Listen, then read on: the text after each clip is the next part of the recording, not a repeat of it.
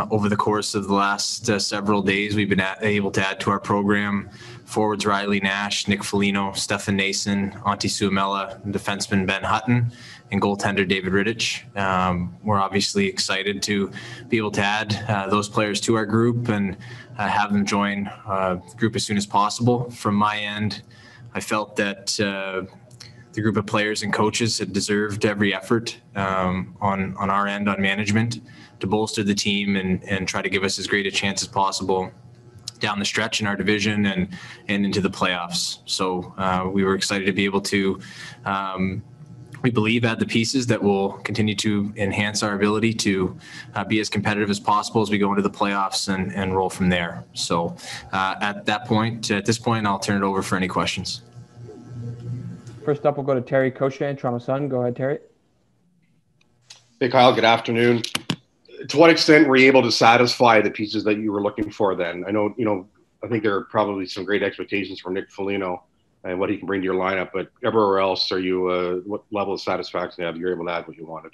Well, I think, Terry, one of the things that's our view of what we've needed has changed as different players have stepped up and different players have developed over the year and different guys have jumped into roles and excelled, and then injuries influence matters as well and sort of shift your focus onto different areas of the roster. But certainly Alex Galchenyuk's rise to prominence on our roster had altered a little bit of what we were looking for and really let us focus up front on the thing that I really felt that we needed from the beginning, which was to try to find a player that could play up and down our lineup that had tremendous character, competitiveness, defensive responsibility, but also had skill and ability to play with any of our top three lines. So that was accomplished with Nick. Sheldon and I have talked from the summer about adding a defensively responsible right-handed center, and Riley Nash accomplished that for us. And then we shifted our focus to goaltending and with the situation here, as we've lived the whole year with the injuries at different times to Jack and Fred, I think the one thing we didn't want to do was get down the stretch here and get into the playoffs and regret not bolstering it, which is why we elected to move with David Rittich with Calgary, and then today just shoring up our depth on defense with Ben Hutton. So we're content with the way that things have gone, and obviously we expended a lot of draft capital to make it happen, and that'll place pressure on the organization elsewhere. But I think coming off the draft that we just had, where we had a lot of picks and the early returns we feel have been promising. We have to obviously continue to develop those players, but we felt that gave us a little bit of flexibility here in the last couple of days to get to work and try to improve the team in those areas. I know last time we talked to you, you had spoken of the idea of, a top prospect being on the table if that was to come to that. How happy are you that you didn't have to go down that route here in these last 48 hours or so? One of the major things, Terry, that we were trying to do if we could was get through the deadline with the group intact. I think in terms, the players could answer this better, but just in my observation, it's one of the tightest knit groups we've had, and I think the spirit and the vibe of the team is very, very good. So I didn't want to take anybody out of that. And if we had to choose between our prospects and draft capital, of course, you're just trying to make an objective assessment. But the players that we have in here, they're already known people and players and athletes to us. So we know what we have in them, and we know what their work ethic is like and their habits are like and where they are developmentally. And in the case of all those players, and we could argue about who's an A and who's a B, and I'll leave that to you all to do that. We were hopeful to get through the deadline without having to move any of them and just continue to develop them. So it's nice to get through it. It wasn't an absolute non-starter for us, but we're excited that we get through the deadline with those prospects still a part of our system. Next up, we'll go to Mark Masters, TSN. Go ahead, Mark. Kyle, what clarity do you have on what Frederik Andersen is going through right now and when he might be available to return for you guys? Yeah, the situation with Fred is really not changed. I think Fred's carried a tremendous load for us over the last 4.5 seasons, and our main ambition with Fred now is obviously he played last on March 19th, and with that said, and with the season where it's at, with about 4 weeks to go, patience and making sure that he's at 100% is the key for us, Mark. So that's really all that we're focused on at this point, is making sure that we get through the stretch and give him the chance to be at absolute 100% and be ready to roll come playoff time. He's a huge important part of what we do here, and we wanted to bolster that position, but when it comes down to it in the end, the goaltenders that have been here are the ones that have led us to this, and this was done to support them and help them and support the group overall. But when it comes to Fred, we're just continuing to focus on getting him 100% healthy and being ready to roll for us the most important time of year. What stands out the most to you about Nick Foligno's game that made him worth what you gave up? Well, there's a few things. I think number one, you know what you're going to get from Nick every single night. And in Terry's question, he said the expectations will be high. Our expectations are just that he comes in and does everything that he's done in his career in Ottawa and Columbus. The way that he plays every single night that you can rely upon in terms of his effort level, his work rate, and his responsibility defensively, able to play against anybody in the league, able to kill penalties at a high level, and most importantly, able to make plays when he has the puck. And I think the energy and the grit that he brings to a team is infectious within the group. If you talk to players and coaches that have had him before, and just the character that he has, which in talking to people and when you're gearing up to do these things, one of the more important things for us was that the people who are coming into the room were going to be able to fit into what we're doing and become a great part of it and enhance something that we feel is already a really good thing happening. And it was all positive on that end with Nick. So on and off the ice, those are the things that we're expecting from him, which is just what he's done for his whole career in the NHL. Next up, we'll go to Luke Fox at Sportsnet. Go ahead, Luke. Hi, Kyle. What made Ben Hutton an attractive defenseman to try and add? I think the thing, Luke, with Ben, when he was in the summer of 2019, when he was available, when he signed with LA, we had investigated signing him. We made trades in that off season that brought in two defensemen, Cody Ceci and Tyson Barrie, and so that was sort of what we went with at that point. And we also were having Travis Dermott come back early in the year, and we didn't want to block him out coming back off injury 2019-20. So Ben had been on our radar, and we watched him last year in LA and then this year in Anaheim, and just think he's able to play up and down the lineup. Last year with LA, a strong run of games with Drew Doughty, and able to come in, kill penalties, and play that sort of role. We felt in terms of depth, we have a lot of guys that can come in and play on the power play and play more offensive minutes. We just wanted to bolster what we had defensively, and we feel that over his career he's done that. So that was what led us to Ben and wanted us to move down that path with him and welcome him from Anaheim to Toronto. Do you think he can compete for a roster spot immediately? He'll be on the roster, so it's I meant, lineup spot.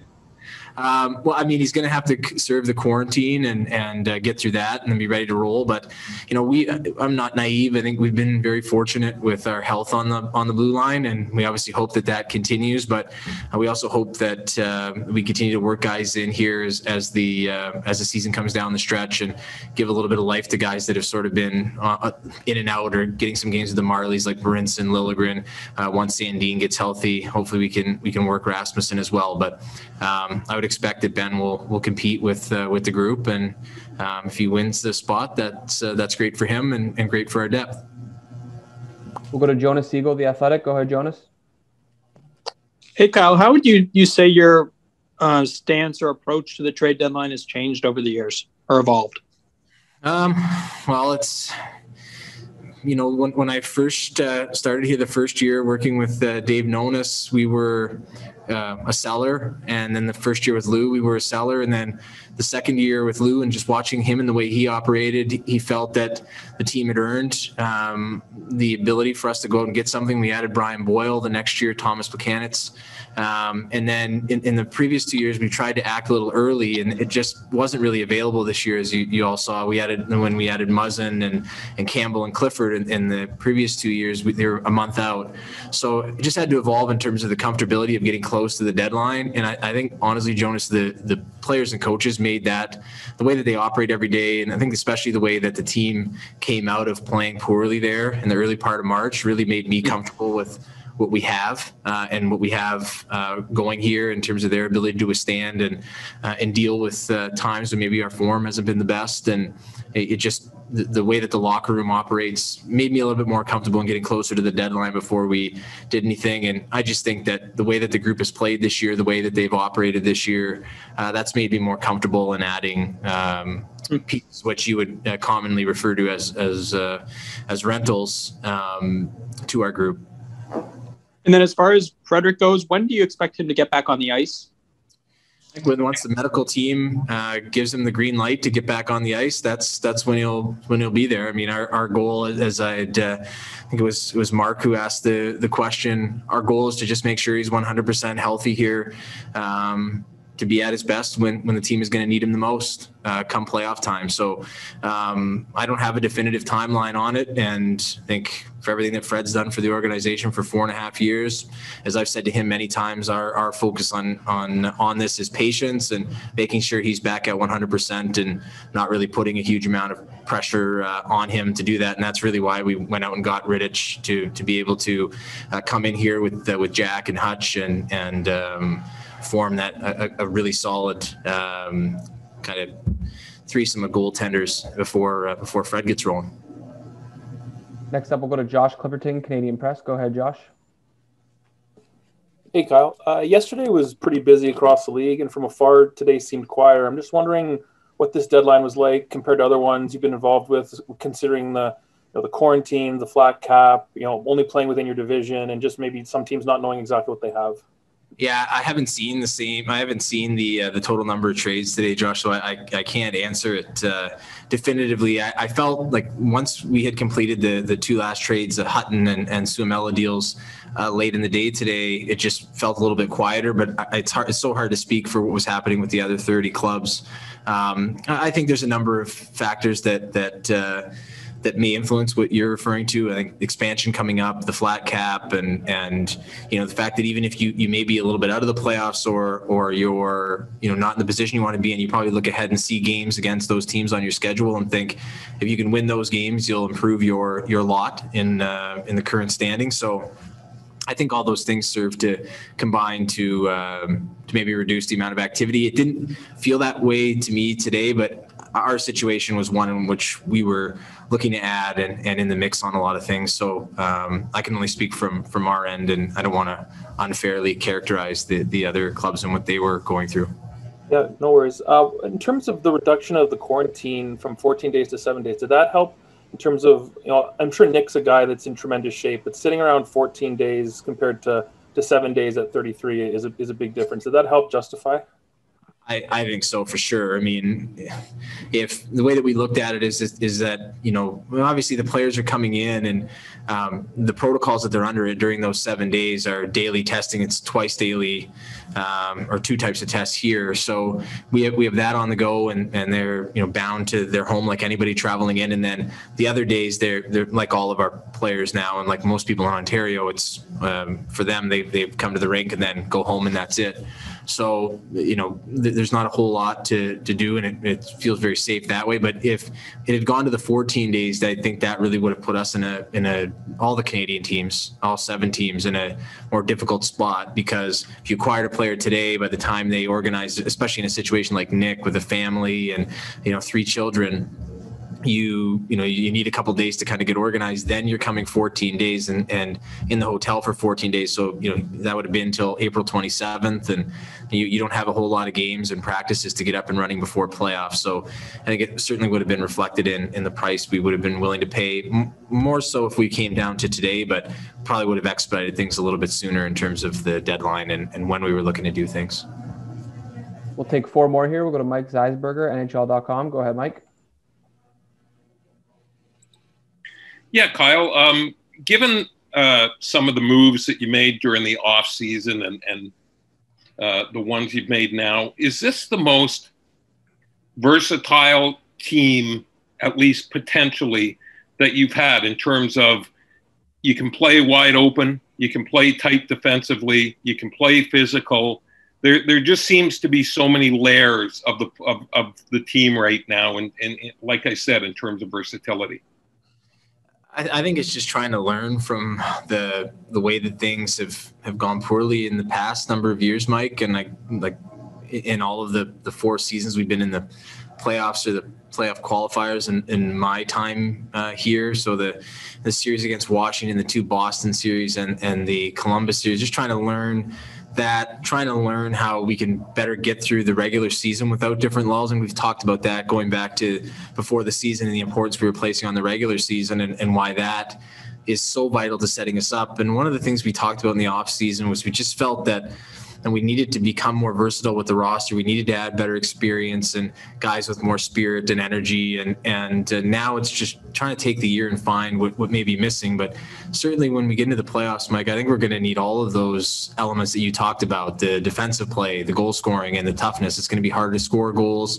It's going to be harder to defend, and the games are going to become far more physical. So we've tried to address that going back to adding Muzz 2 years ago, and Kyle Clifford last year, and Bogosian in the offseason, and Simmons in the offseason, Foligno today, even Stefan Nason here leading up to the deadline in the same deal as Nick Foligno and Riley Nash on the defensive side. So we're trying to get ready for anything. I don't think it can ever be perfect because you don't know the opponents, you don't know where we're at. I think our main focus right now is just using these remaining games and getting as ready as we possibly can.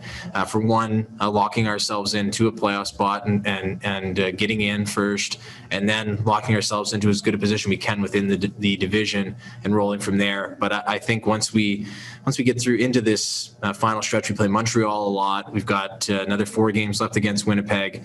It's going to be a strong test down the stretch for us as well. That I'm looking forward to seeing how the group responds. But once we get there, if we can take care of business here, it'll be about using all of those elements that you mentioned to be at our best. And we think we've addressed some of the deficiencies we've had, and more will come up, and it'll be up to us to address them internally here through development and coaching and accountability for the rest of the way.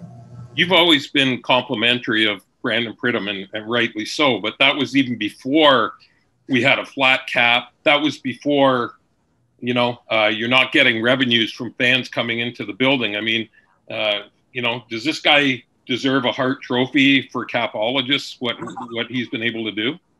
Oh, don't tell him that. It's tough to really put into words what it's like to work with Brandon, and the ideas that he comes up with, the information he's able to give me to make my job as easy as possible, and his ability to challenge me or tell me when he thinks we're going down a path that might not be best, and really optimize our roster, our cap space, all the different things that we're doing.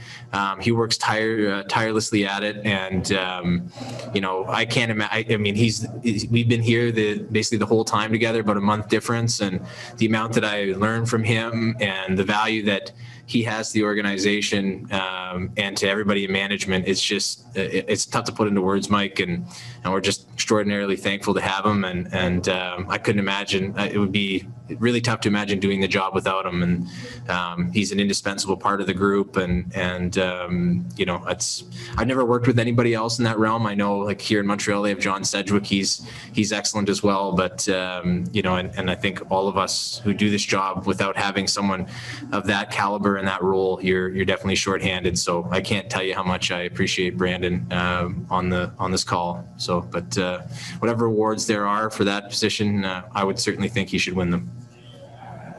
We'll take 3 more here. We'll go to Lance Hornby, Toronto Sun. Go ahead, Lance. Hi, Kyle. In adding Nick, that's the 4th former captain, including John Tavares, that you've added to your leadership group. Certainly, he impressed a lot of us last night on his conference call. Can you talk about adding just another voice there? And also, even if Joe Thornton's playing time might be reduced a little with these moves, his contributions still to be made to the team, do you think?